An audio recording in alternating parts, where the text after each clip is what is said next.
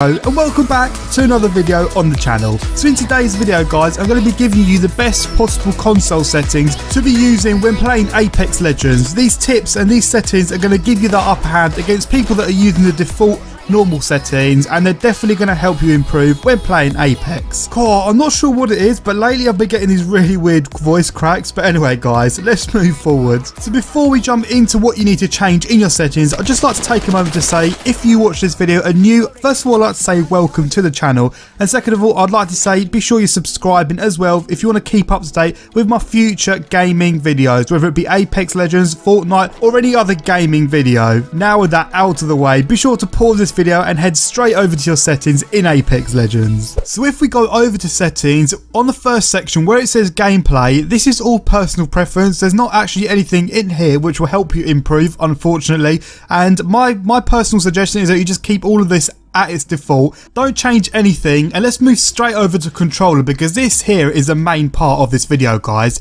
So if we go over to button layout, this is the number one thing that you want to change in your settings. So you click on button layout, and if we go over to default guys, we can see that there's a little bit of a problem here. Now in this game, crouching and sliding is the number one crucial thing, you know, if you want to slide past enemies. So if we're using the default settings guys, you can't actually slide and aim at the same time. So if you want to slide, you know, past walls or corners, or even want to slide down a mountain, you have to actually take your right thumb off of the aim around analog stick. And with this button puncher, if you go onto button puncher, you can actually crouch with your right analog stick, and this opens up a lot of doors for you guys, because what you can do is you can, you know, slide around the corner if you think an enemy's there, but you can also aim and move around whilst you slide, and that's the same for, you know, other things as well. And overall, sliding and crouching is a really big thing in Apex Legends, and if you can slide and maintain of your aim at the same time and shoot all together,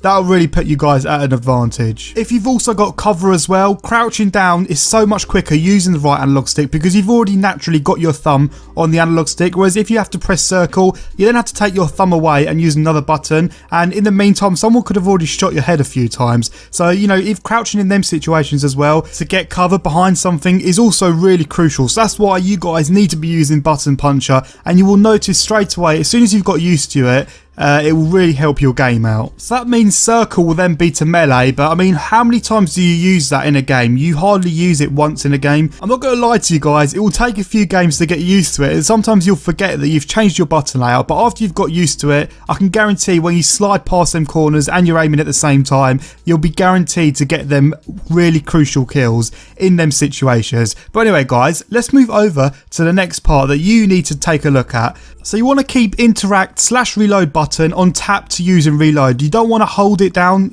So if you were to, for example, go over to hold to use, that will just take longer. So you want to make sure you got that on its default, which should be tap to use and reload. Don't touch the crouch button, don't touch the aim button. But the next thing we're going to look at is sensitivity. Now sensitivity, not just with this game, but loads of other games, has always been a really crucial part to how well you play. And there is no best sensitivity. I'm sure you guys have heard it elsewhere, and it's 100% correct. The only best sensitivity is the one that suits you personally. You know, there could be the best player that has a certain sensitivity, but you might not play well with it. You might need a slightly lower one. So what I recommend doing, if you're not sure what sensitivity you should be using, I would start off with a 4 that's close to the halfway mark. And if you find yourself that you're missing your shots, you know, and your aim is actually not doing so great, I would suggest lowering that. Now, you don't really need a high sensitivity in this game. There's not a lot of close range engagements for you to, you know, sort of turn on people. And I always think a low sensitivity is better, because a lower sensitivity equals better accuracy.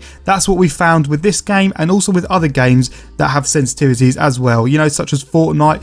I would personally stay somewhere in the medium. I wouldn't have a really low sensitivity, because if there are people to the sides, you know, enemies to the side of you, you want to be able to react quick enough in time. And I think having a 4 personally is the right balance for me, but you guys need to find the right balance for you personally. So I'd suggest starting on a 4, maybe a 5, go into games and see how you do. If you find yourself finding it too hard, maybe lower it. If you find your aim to be really good, maybe start increasing it and see how far you get before it starts sacrificing your aim. aim. Now for sensitivity ADS, they haven't explained it too well because I'm going with same, but that doesn't mean that my ADS sensitivity is going to be 4, just like it would be a moving around. Now having it on same is basically the default ADS sensitivity to what your normal sensitivity is. So having it on same is going to feel more natural to you, and it won't feel too fast or too slow. It'll be just in the middle for you. That's the best way I could explain it, and I would always rock with same. If you guys do want to test it out and you feel like maybe you can aim a little bit faster, I would definitely try increasing it, but at the moment I'm keeping it on same because that's more of the natural feel and it doesn't feel too fast or too slow. Now response curve, I believe, is a new setting we've seen on PS4. I believe this is one of the first games that's actually introduced this setting. If not, be sure to let me know what other game does response curve, and I've tested them out, guys, and honestly I would stick with classic.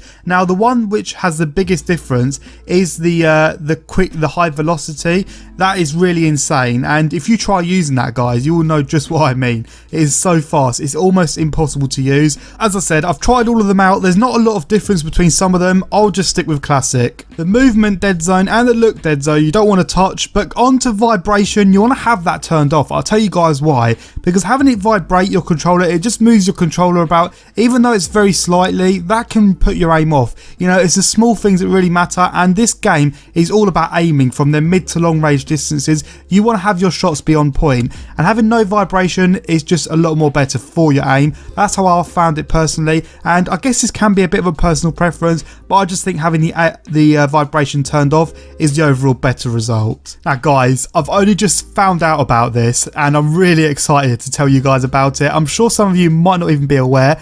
But if we head over to video, we've actually got a field of view option. I believe this is the first time we've ever had this on PlayStation and Xbox. I mean, we don't ever get it on console. It's mainly just a PC thing. Now what I've done is I'm going to do some testing at the moment. I've set my field view up all the way to 110. And when you guys see, you know, the difference, you can see more of the outskirts, you know, the sides of your screen. You know, everything's zoomed out more, and I feel like them close range engagements as well. When there's enemies up close to you, you know, it's not going to be right in your face, and I feel like you'll be able to get more control when you know what's around you and you can see more around you as well. I feel like my aim is slightly better and my shots. The only problem with this is, as you guys can see, it says setting this above 70 may impact performance or cause visual issues. So I'm currently testing it at the moment, but if it goes to plan, I'll definitely recommend you guys go with the highest possible field of view. And if you're finding it a bit tricky, lower it slightly. I mean, I think having, you know, that whole zoomed out feeling and being able to see more around your screen is always an advantage. You might be able to pick enemies off from a distance that you wouldn't normally see if you were zoomed in. And if this goes to plan, you know, I'll definitely stick with this. I definitely recommend you guys give it a go. If it's nothing wrong, there's no issues, definitely stick with it, guys, because having a long field of view is always an amazing feature. So there we go, guys, we have covered all of the settings that you need to be changing in Apex Legends, and I'll guarantee if you do all of the things I've said, you will really improve as a player. And it takes time, guys. Be patient and you will get used to it eventually, and once you've got used to it, it is worth it in the end. So anyway, guys, I'm going to wrap this video up here. I just want to say I've really been enjoying playing Apex Legends. I'm going to be bringing you guys loads of tips videos and also discussion videos based around this game, so be sure you subscribe so you don't miss any of that. Thank you all for watching this video, and I'll catch all of you guys out in another one. Take care, guys.